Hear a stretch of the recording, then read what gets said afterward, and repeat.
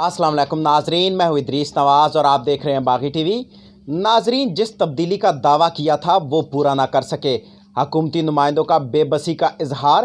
سرگودھا کی تحصیل بھلوال میں وزیراعظم کے معاون خصوصی ندیم افضل چند کا سرگودھا کے محکموں میں رشوت خوری کا اعتراف۔ وزیراعظم کے معاون خصوصی ندیم افضل چند تحصیل بھلوال کے تھانوں اور دیگر محکموں کی دہائی دیتے ہوئے ندیم افضل چند کا کہنا تھا کہ تھانوں میں پیسے دے کر مقدمات اور باپڈا میں پیسے دے کر میٹر لگوائے جاتے ہیں۔ پی ٹی آئی کی حکومت نچلی سطح پر محکموں میں کرپشن ختم کرنے میں تاحال ناکام رہی ہے۔ مزید ندیم افضل چند نے کیا کہا، آئیے آپ کو سناتے ہیں۔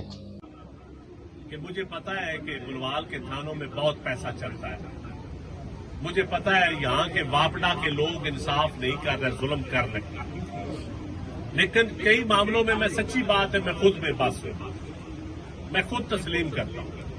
اور کئی معاملوں میں مجھے آپ کی حمایت چاہیے، وہ اس طرح کہ ہم نے ان ظالموں کا مقابلہ کرنا ہے،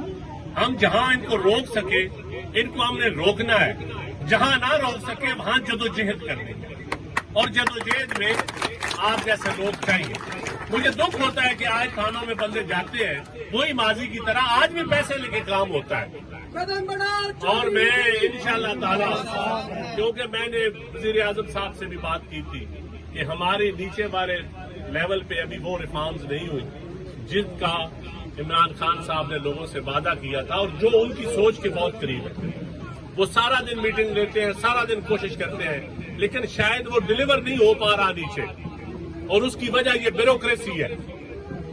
یہ وہ بیوروکریسی ہے جو انگریزانہ نظام ابھی تک اس ملک میں چل رہا ہے، وہی کالونیل سسٹم چل رہا ہے، ڈپٹی کمشنر ڈی پی او والا، وہی افسروں والا،